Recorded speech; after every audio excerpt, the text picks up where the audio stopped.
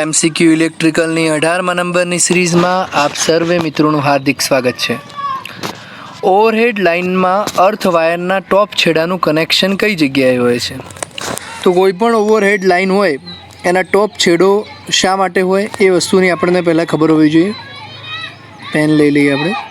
Okay, overhead લાઇનની અંદર અર્થ વાયરના ટોપ છેડાનું કનેક્શન થાંભલાની મેટલ બોડી અને મેટલ એસેસરીઝ તેમજ ગ્રાઉન્ડ વાયર સાથે કરવામાં આવે છે, કારણ કે કોઈપણ પ્રકારનું જો ઉપરથી લાઇટનિંગ એટલે કે વીજળી પડે અથવા તો કોઈપણ પ્રકારનો એવો ડિસ્ચાર્જ ઉત્પન્ન થાય લાઇનની અંદર તો એ તમામ વસ્તુનું ગ્રાઉન્ડ થઈ જાય। તો એના માટે અર્થ વાયરના ટોપ છેડાનું કનેક્શન હોય છે। જો ઇન્સ્યુલેટર સાથે કરવામાં આવે તો પછી ગ્રાઉન્ડમાં ઉતરી શકે નહીં અને ઉપરની લાઇનમાં રહે તો લાઇનને નુકસાન થવાની સંભાવના રહે છે અને થાંભલાની ટોચ ખુલ્લું રાખી શકાય નહીં।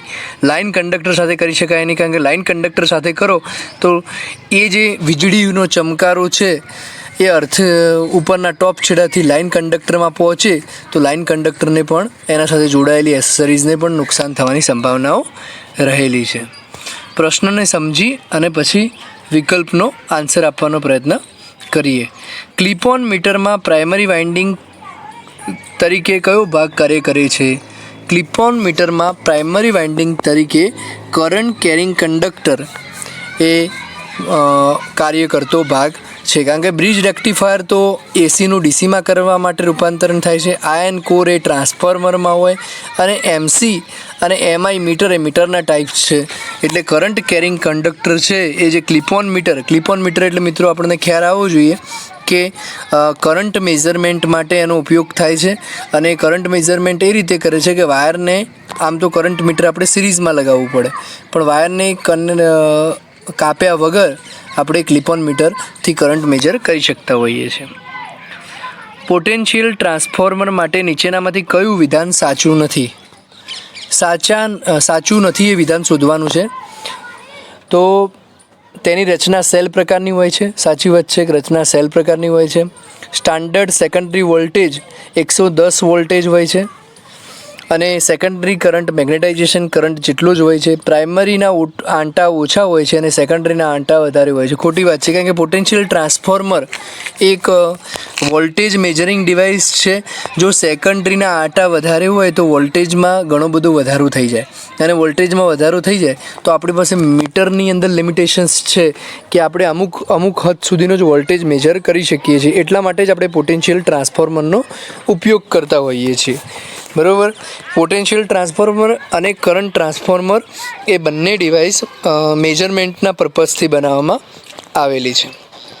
3 ફેઝ સર્કિટમાં 2 વોટમીટર વિધિ દ્વારા પાવર માપતી વખતે એક વોટમીટરનું રીડિંગ 0 હોય તો?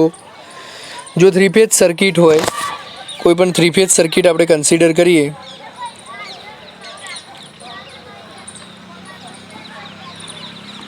હવે 3 ફેઝ સર્કિટમાં 1 વોટમીટર આપણે અહીંયા લગાવ્યું છે અને બીજું વોટમીટર આપણે અહીંયા લગાવ્યું છે।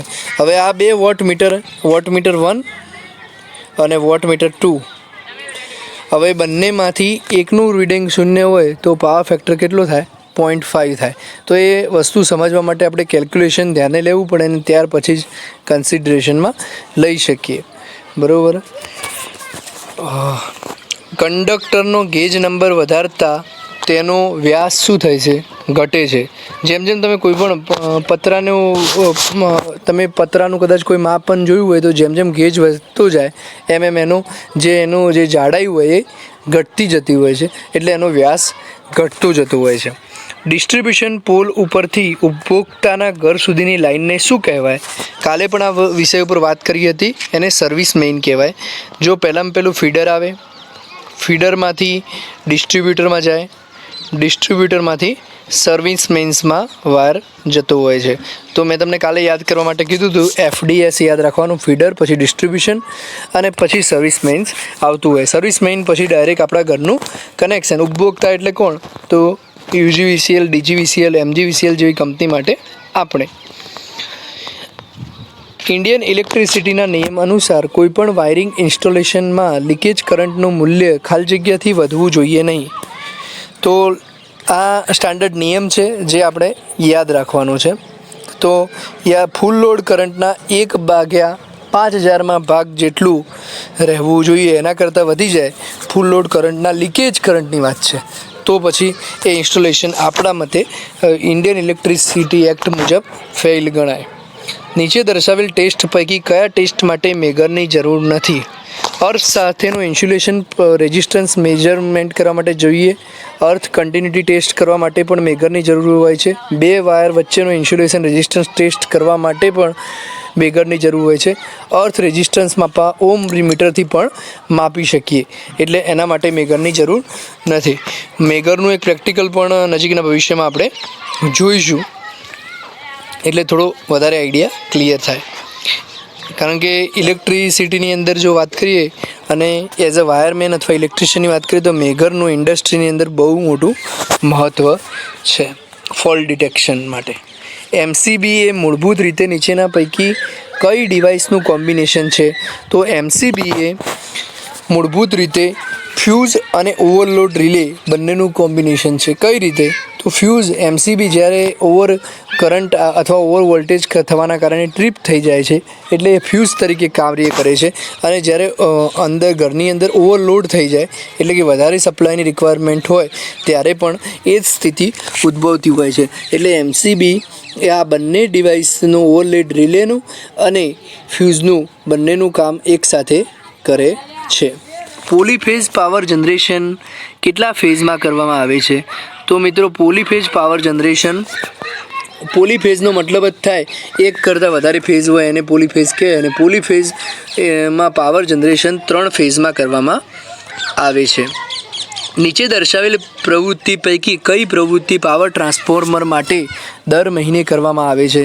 તો દર મહિને રૂટીન મેન્ટેનન્સ કરતા હોઈએ એમાં ઓઇલ લેવલનું ચેકિંગ જે આપણે દર મહિને કરતા હોઈએ છીએ. બરાબર. CFLનું પૂરું નામ આપો તો કોમ્પેક્ટ ફ્લોરોસન્ટ લેમ્પ. LED નું પૂરું નામ થાય લાઇટ એમિટિંગ ડાયોડ. આવા નાના જે ફૂલના ફોર્મ છે એ આપણે યાદ રાખવા જોઈએ. જે રીતે આપણે VAR વાયર વિશે ભણ્યા હતા, વેલ્કેનાઇઝ્ડ ઇન્ડિયન રબર, બરાબર, TRS wire, tough rubber sheathed wire વિશે ભણ્યા હતા. એ રીતે તમે દરેક નાની વસ્તુઓ છે જે ફૂલ ફોર્મની દ્રષ્ટિએ છે ને પરીક્ષાની અંદર જનરલી 5 થી 7 માર્ક્સના તો ફૂલ ફોર્મ બી પૂછાઈ જતા હોય છે. આપેલી સંજ્ઞા નીચેના પૈકી શું દર્શાવવા માટે ઉપયોગ થાય છે? તો અહીંયા સંજ્ઞાનો સિમ્બોલ આપેલો છે, આ સંજ્ઞાની વાત છે. બરાબર.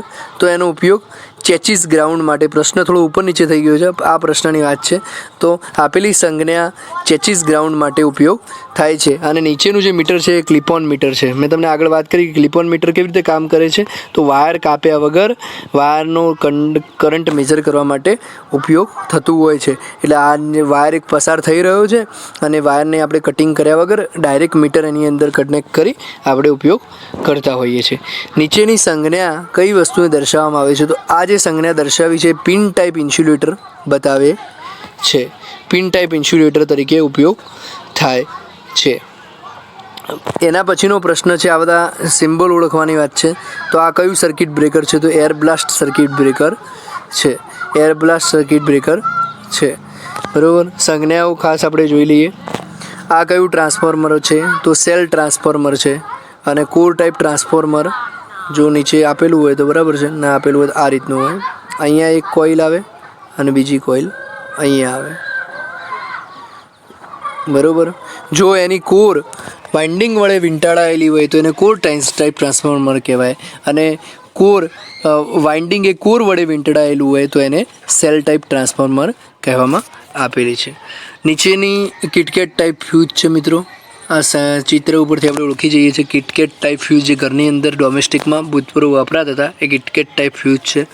આ ફ્યુઝ છે બોટલવાળો HRC ફ્યુઝ કહેવામાં, હાઈ રેપ્ચરિંગ કેપેસિટી બોટલ્ડ ફ્યુઝ કહેવામાં આવે છે. બરાબર. આની અંદર એક બોટલ હોય અને એ કિટકેટ પ્રકારનો જ છે. ફરક એટલું કે એમાં હાઈ રેપ્ચરિંગ કેપેસિટીવાળો ફ્યુઝ હોય. પછી સેકલ ટાઈપ ઇન્સ્યુલેટરની વાત કરીએ તો આપણે એક પિન ટાઈપ ઇન્સ્યુલેટર આગળ જોયું, સેકલ ટાઈપ ઇન્સ્યુલેટરનો ઉપયોગ હાલ તો થતો નહીં ખાસ, બરાબર, પણ અને સસ્પેન્શન ટાઈપ બીજું ઇન્સ્યુલેટર આવે જે આપણા શાર્પ ટર્નિંગ માટે ઉપયોગમાં આવતું હોય છે, બરાબર. સિમ્બોલો છે એટલે આપણે આગળ જોઈ લઈએ. આપેલી સંજ્ઞા મુજબ નીચેનું શું છે? તો અહીંયા દેખાતું નથી પ્રોપરલી, પણ જો અહીંયા આંકડા ના આપેલા હોય તો એને ડિજિટલ એનર્જી મીટર કહેવાય, અને જો આંકડા આપેલા હોય તો એને એનાલોગ એનર્જી મીટર તરીકે ઓળખી શકાય. એનર્જી મીટર કેવી રીતે કહીએ છીએ કે 2 લાઇન ઇનપુટની છે અને 2 લાઇન આઉટપુટની છે, તો એને એનર્જી મીટર કહી શકીએ. નીચેના પૈકી કયું સાધન દર્શાવે છે? તો આ શું છે? તો આ એક પ્રકારનું સ્ટ્રે ટાઈપ ઇન્સ્યુલેટર છે, જે આપણે થાંભલો બાંધતા હોઈએ ત્યાં આપણે કનેક્ટ કરતા હોઈએ છીએ. કેમ કનેક્ટ કરીએ છીએ? કારણ કે જે ઉપરનું જે થાંભલા ઉપર કદાચ કોઈ લીકેજ અથવા કેપેસિટિવ ચાર્જીસ જે હોય, કેપેસિટિવ ચાર્જીસ તો દરેક જગ્યાએ ઇન્સ્ટોલ થતા હોય, કારણ કે આટલી મોટી હેવી લાઇન ઉપરથી પસાર થતી હોય અથવા લો વોલ્ટેજની લાઇન પસાર, તો થોડું ઘણું કેપેસિટરના કારણે ચાર્જીસ અંદર લાઇનમાં ચાર્જ એકત્ર થાય, એના માટે આપણે સ્ટ્રે ટાઈપ ઇન્સ્યુલેટર લગાવતા હોઈએ છીએ. અને સ્ટ્રે ટાઈપ ઇન્સ્યુલેટરનું થાંભલાને ટેકો આપવા માટે મુખ્યત્વે ઉપયોગ થતો હોય છે. ટ્રાન્સફોર્મરનો એકમ કેવીએમાં દર્શાવવામાં આવે છે. બેટરીનો એકમ એમ્પિયર અવરમાં દર્શાવવામાં આવે છે. એનર્જીનો એકમ કિલોવોટ અવરમાં દર્શાવવામાં આવે છે. અર્થ કંડક્ટરને સરળ ગ્રાઉન્ડ પાથ કોણ પૂરો પાડે છે? અર્થ કંડક્ટરને સરળ લીકેજ કરંટ જે પણ હોય સિસ્ટમનો, અર્થ કંડક્ટરનું કામ શું છે? તો લીકેજ કરંટને જગ્યા પ્રોવાઈડ કરવાનું, લીકેજ કરંટને રસ્તો પ્રોવાઈડ કરવાનો.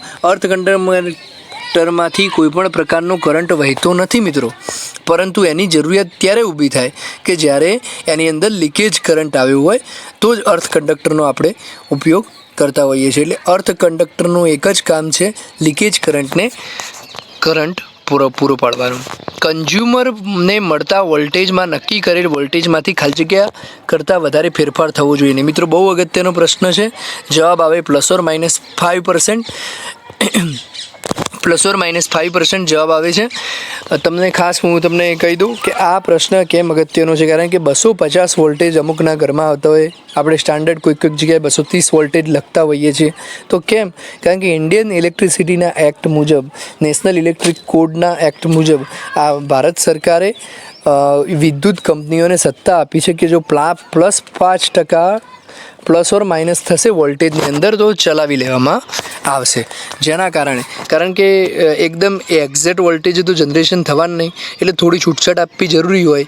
આપણે ડોમેસ્ટિક વાયરિંગમાં +5%ની +5% એટલે ધારો કે 200 વોલ્ટેજ ગણીએ તો 10 વોલ્ટેજની વધઘટ થાય, 250 વોલ્ટેજ ગણીએ તો 15 વોલ્ટેજની વધઘટ થાય તો ચાલે. આવી રીતે ફ્રિકવન્સીમાં પણ છે કે 1% ફ્રિકવન્સી વધઘટ થઈ શકે.